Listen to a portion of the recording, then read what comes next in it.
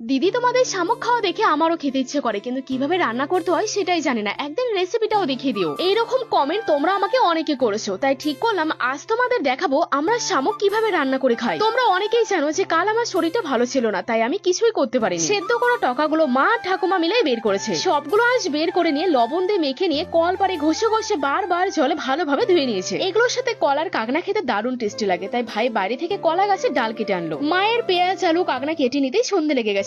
এখন দেখাবো যে আমরা কিভাবে রান্না করি। প্রথমে তোমার গরম তেলে অল্প জিরে লঙ্কা রসুন দিয়ে তেলানি করে নিল। তারপর টকাগুলো ছেড়ে পরিমাণ মতো লবণ হলুদ দিয়ে ভালো করে ভেজে নিল। হালকা ভাজা হলে ওতে পেঁয়াজ দিয়ে আবার ভালোভাবে ভেজে নিচ্ছে। একটু পর আলু কাঁকনা দিয়ে আবার একটু হলুদ লবণ দিয়ে নাড়িয়ে ছেড়ে শিলপাটায় বাটা শুকনো লঙ্কা দিয়ে ভালোভাবে নাড়িয়ে ছেড়ে সেদ্ধ করার জন্য ঢেকে দেওয়া হলো। কষা মাংসের মতো এগুলোর কষা খেতেও দারুণ লাগে। তারপর জল দিয়ে ঝোল ফুটলে রান্না কমপ্লিট। যারা খেয়েছো তারা তো জানোই এর স্বাদ কতটা টেস্টি, আর যারা জানো না তারা একবার এইভাবে রান্না করে খেয়ে দেখবে, দারুণ লাগবে।